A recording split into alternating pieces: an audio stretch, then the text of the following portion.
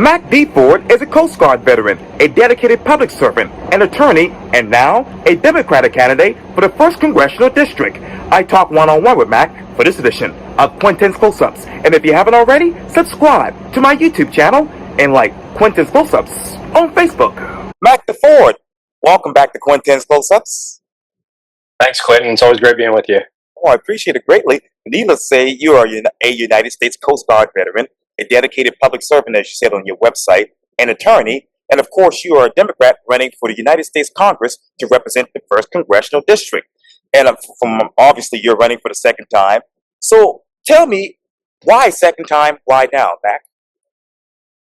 Thanks, Quintin. Well, I did run last cycle. I started out in May of 2023 not knowing anything about campaigning, and was outraised and outspent by my opponent 2-1. My opponent raised, I think it was over $1 million, and we came within just a little over 600 votes short in the primary. There were a lot of lessons learned on that campaign. Mistakes that get made, but you learn from that. And so, why I'm running right now, same reasons that I ran before. I care about public service, and I think that I could do a lot better than what we've had with our current representation. And I think that we would be well served if we, as an electorate, started voting for people that had the public interest in mind, and that wanted to go into public service and public office for the right reasons, not for self-promotion. I don't want to get involved with your campaign, but let me ask you, what is the biggest difference from when you started your campaign to right now? You mean from last cycle? Oh, yes, that's yes, sir. More people know who I am now. Yes, they do. That's always helpful. I was constantly on the road last cycle, going down between. This is a big district from basically Hilton Head all the way up to Mount Pleasant.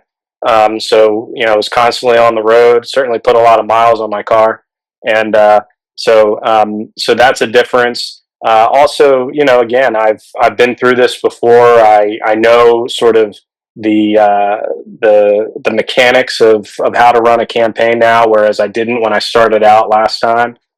So we're a lot more dialed in and focused and intentional about what we need to do and when. Raising money obviously is a part of it, but also making sure that we are keeping and staying engaged with voters and with other people who maybe don't ordinarily vote, but that giving them a reason to show up at the polls. And then I would say, lastly, I spent the last several months going up to DC a lot to talk with groups and organizations that didn't invest in this seat last race, but we're having totally different conversations right now. We're getting a lot of interest in outside investment to make sure that we will have the resources necessary to flip this district. I want to get back to that in just a second, but you mentioned the voters, and you mentioned some people who obviously know you and some people who don't. So in this particular district, I think I'm sitting in your district right now, if I'm not mistaken, but what are the total numbers of voters in the 1st Congressional District? Yeah, so you've got well over 700,000 people in the district, and of that, you have over 500,000 registered voters. The voters are there. In terms of how many people are going to actually vote in the election, we'd have to look at the data off the top of my head.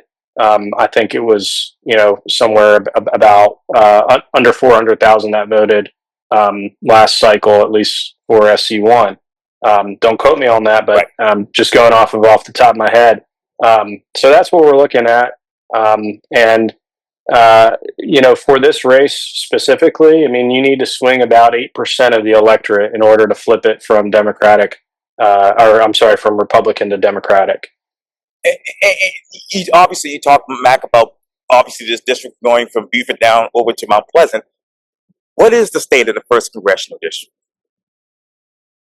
I think we could be a lot better if we had, again, a representative that was actually in tune to the needs of the district. one of the things that I hear most when I talk with voters is the cost of housing. A lot of folks cannot afford to live in the communities that they work in or that they serve in if they're in public service. That's a huge issue. So much so that when I was general counsel for the town of Hilton Head Island, I helped spearhead their first workforce housing project. That's what I would classify as a conservative town council, to cater to have a community that can cater to your police officers, your firefighters and teachers and nurses and hospitality workers. So that's a huge issue. And I would say too, the state of our infrastructure. I mean, we've got a lot of bridges that need to be either replaced or need significant investment in our roadways that have been neglected for a long time. And so I think bringing federal resources to bear to collaborate with the state and local governments, we would benefit tremendously from. And lastly, I would just say this. I mean, we've got one of the major ports in the United States right here in Charleston. And some of the policies that this administration has enacted, such as its tariff measures and now the One Big Beautiful Bill, those are going to negatively impact us here in the Low Country, and we're already starting to see that.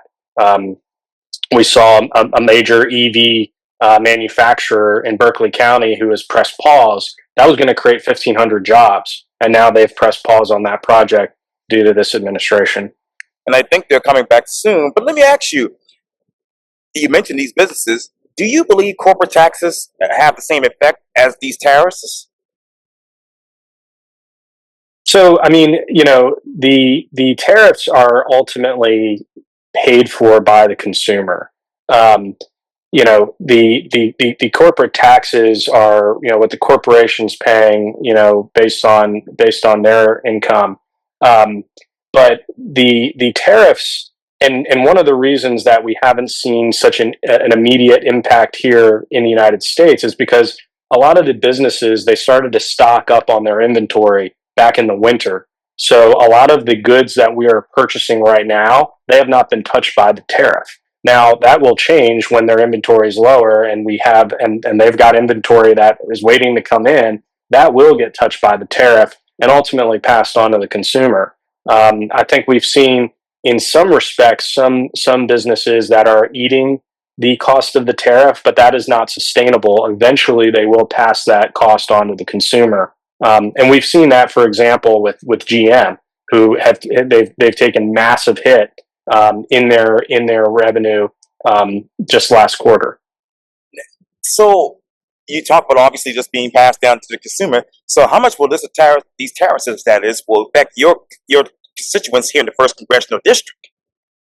I think it's going to affect us greatly. I mean, again, the economic vitality of in large part South Carolina runs through the port of Charleston. So we're one of the biggest ports in the country, and we're proud of that. And so I think if we start to see smaller orders for cargo coming in through our port as a result of these tariffs, that's really going to be a huge gut punch to our region and to our economy. Hasn't that already happened, according to reports?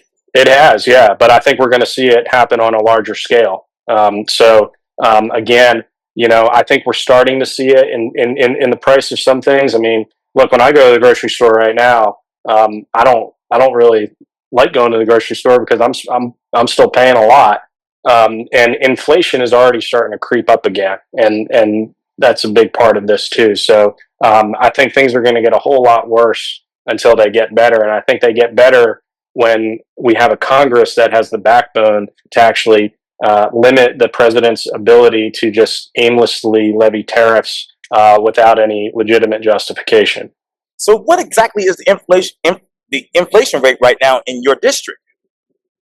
I'm not sure about the exact rate in the district, but I mean, we are seeing the inflation rate go up. I mean, I think last quarter it went up, by a couple point percentage, not full percentage points, but so we are starting to see it creep up, which is not a good indication. And then on top of that, we're seeing a lot of pressure, which is really unprecedented by the administration being put on the Federal Reserve to cut interest rates. And while I understand that the thought of interest rates being cut are attractive, that will actually just drive inflation up because we don't have inflation under control just yet. So let me just ask you this then, the obvious question. What is the current trade deficit in this particular country? In the United States? Yes, sir. I don't have that figure readily available. Oh, no worries. Let me ask you this then. If taxes are deflectionary and tariffs are actually a tax according to some people, then how are taxes inflationary? Well, what you're seeing, I mean, you're driving up the cost of goods, right? Because if the cost of goods due to tariffs are going up, then that is going to create inflation. And we saw this happen before. I mean, back in the 1930s, you had the Smoot-Hawley Tariff Act, and it had a disastrous effect on our country. It was during the Great Depression, and it did the unthinkable by making the Great Depression even worse. We saw this to an extent in 2018 when Trump enacted some of his tariffs at that time. And while it had a positive impact on certain industries, it had a very negative impact on others, including our agricultural sector, which really caused the federal government to have to bail out a lot of our farmers, and it had a net zeroed out effect. Basically, anything that we took in with tariffs, we ultimately paid out in bailouts to our farmers. What is your exact conversation with the local farmers here in the Low Country? We have a lot of them, from Johns Island all the way out to Orangeburg. Yeah, I mean, this isn't good. This is not good, and they are hurting. The other part of this has to do with immigration. We're seeing a crackdown on immigration, and just sort of an aimless deportation of people that are impacting a lot of our agricultural businesses. So agricultural sector is hurting. And let me just say this, because I come from a family that is in agriculture, and the farmer doesn't have a whole lot of leverage. The normal farmer. I'm not talking about the big commercial farms, but the average farmer doesn't have a whole lot of leverage, right? They pick their crops, they plant their crops usually in the spring, they harvest them in the fall, and then they go to the market. And whatever they can't sell, it's not like they can just put that on inventory and wait next year, right? Those goods are perishable. So when we put our farmers at a disadvantage, it really has a bad effect for the rest of the economy, because a lot of other parts of our economy rely on our farmers. I got to get back to that in just a second, Mac. But if in Congress today, how would you pass a comprehensive, say, immigration reform so employers here in the Low Country can actually hire the workers they need, who could actually pay taxes and lift the entire country up? Well, Quintin, let me first start by saying this. I mean, there's been so much talk about, Democrats have gotten historically beat up on because they say Democrats are for open borders. That's not the case. That's not the case with me. I served in the U.S. Coast Guard. I have secured our maritime borders. I believe in having a secure border for a number of reasons. First, it is a national security imperative.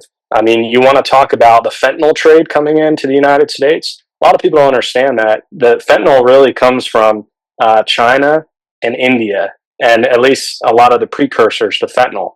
And the reason why we have such a strong fentanyl trade coming in the United States has to do with labeling issues in those countries, because a lot of those precursors come to the United States via shipping containers or in the various mailing services. So if we want to be serious about combating fentanyl, we have to put more pressure on China and India, and we would see much better results in combating fentanyl than we would at any sort of enforcement action we could take at the border. The second is that there is a humanitarian component to this. I mean, a lot of the folks that try to come to the United States over the border illegally, they're doing so at great peril to themselves. I mean, Part of the Coast Guard's job is to go out there and save people's lives. And if you talk to coasties down in the Caribbean, and in the Gulf of Mexico, now referred to as the Gulf of America, um, they are saving people that are trying to come to our country that are on vessels that you wouldn't trust in a retention pond, let alone in the middle of the ocean. So that's a big problem.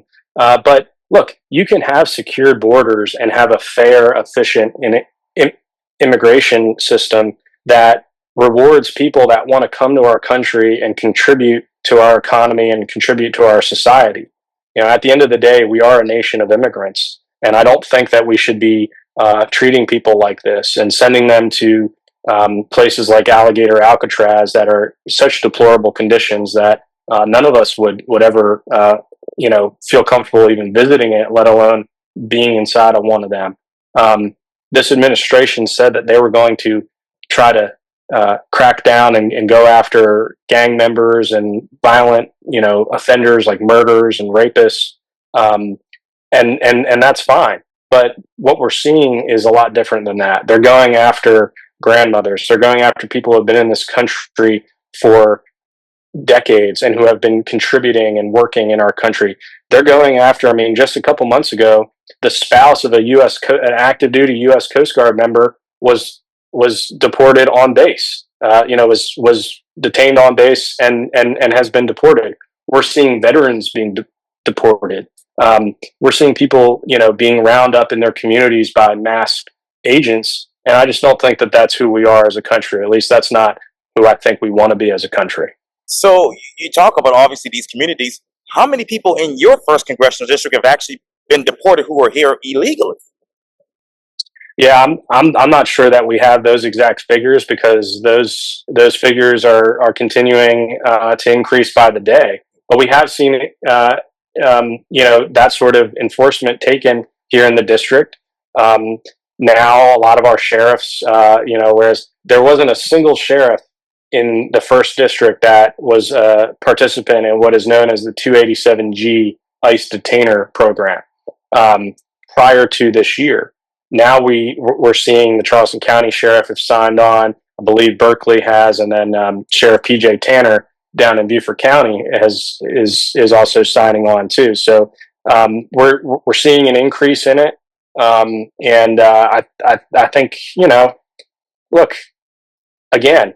I think we can have a fair, efficient immigration system that tries to keep people out that are bad, that are committing violent crimes, or that are a threat to the public. But for people that have been here for decades and that are contributing members of our society and our economy, why are we trying to deport them? That doesn't make any sense to me. What is an ideal, fair, and efficient immigration bill? I think one that balances the need for border security with allowing people to come here that want to contribute. So if you don't have a criminal history and you want to come here and you want to go to school or you want to go into the workforce, I think that we should be rewarding that. Look, we have a shortage of a lot of certain jobs here in this country. China's producing a lot more engineers and scientists than we are. We have a shortage of medical professionals in this country and in the district as well. And I think that we should be trying to widen the pool of potential people that can fill those roles, and so widen the net. You talk about widening the net. Where are the trade programs in this district? Yeah, that's another aspect of it, right? We and look, a lot of those jobs. If you're a plumber or an electrician, you can make a lot of money. You can really make a nice living for yourself by being a member of the trades. And so, we do have good programs here in the Charleston area with Trident Tech. I think we should be investing more in those. But again, open that up to the people that are here, whether they're here, if their immigration status is maybe expired or not, or whatever the case is. Let's take a more holistic approach to this and say, okay, if you're not a criminal, but you're here and maybe you overstayed your visa, but you're contributing to our society. Let's try to figure out a way that we can retain you, right? Just like a business would try to retain a productive worker. You don't want to lose good employees because of some poorly thought out policy that is just, indiscriminately deporting people for no reason other than the fact that maybe there's an issue with their immigration. But we're also seeing people get caught up that are here legally, that are being deported. There are children that are U.S. citizens that have been deported. Again, I don't think that this is who we want to be as a country. You talk about those businesses. We have a lot of small businesses here in the first congressional district. How exactly have they been affected? Have they unfortunately had to shut down due to the many people being deported? I think that we'll certainly see that. If it hasn't happened already, and I know that again, we talked about agriculture a little bit ago, but we also in this district, we've got a huge tourism and hospitality industry, and a lot of that workforce depends on immigrants that are part of that workforce. And so when we are rounding them up and sending them to Alligator, Alcatraz, or wherever, that is certainly having a negative impact to their business operations. This is a simplistic question, but where did we go from here back? What I would like to see is sort of a return to normalcy. I mean, it's not normal, and we should not be content with normalizing, for example, the military deployed to U.S. cities. We shouldn't be sending National Guard troops to Washington, D.C. Unless there is a bona fide emergency. I would like to see a return to normalcy here, and actual discussions around policy rather than the president just taking unilateral action. Let's sit down and have debates and discussions and figure out the best way forward for our country. Because I don't think that what this direction that we are moving in under the current administration, that this is what's best for America. You've been to D.C. before. Have you personally witnessed any crime there? I've been to D.C. probably 4 or 5 times this year already, and I did not witness any crime. When I was there, I did not feel unsafe. Look, as with any urban area, there's going to be some level of crime, and certain cities have, and certain areas within a city have higher crime rates, and there's a whole host of reasons for that, and a lot of it comes from a lack of investment in those areas. But it's important to remember that civilian law enforcement and civil law enforcement is a lot different than military operations, right? You have the current Secretary of Defense, Pete Hegseth, has been really pounding on this whole return to the warrior ethos, make our military the most lethal force in the world.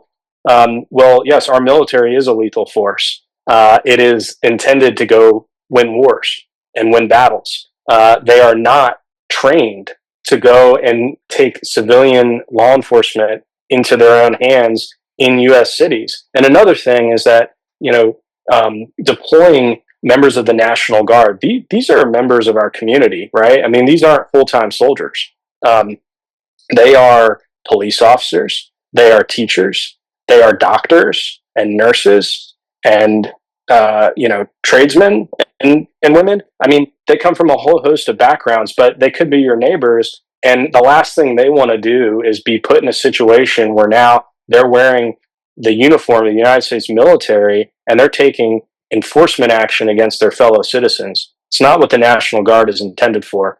In times of a real emergency, in times of a natural disaster, that's when we see our National Guard. But we don't want to see them in our streets patrolling neighborhoods.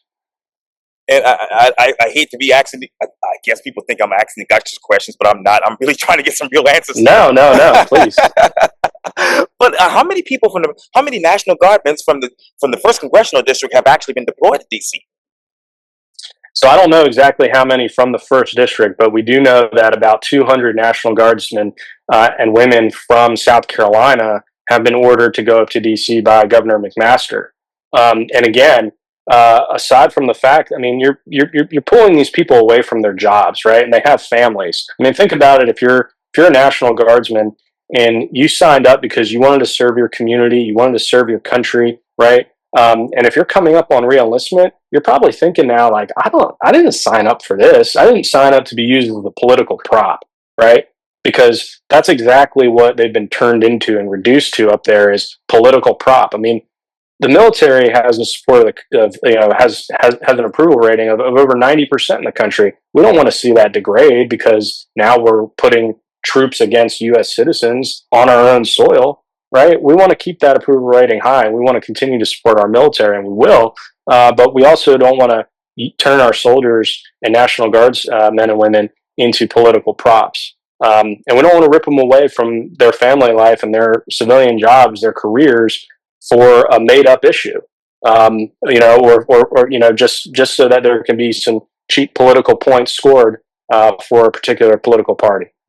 Unfortunately, I have to run, but of course, you you all don't run until next year, so we have plenty of time to talk. Sure. And as a disclaimer, I did my best to try to get your eventual appointed current state representative Mark Smith on Quintin's close-up to talk about his run for Congress. Hopefully, he'll come on, God willing, soon to get the Republican side of what's going on in the 1st Congressional District and in D.C. soon. But for now, Mac Deford, thank you so much for your time. And again, welcome back to Quintin's Close-Ups. Thank you, Quintin. It's always a pleasure. I hope you have a great day. Likewise.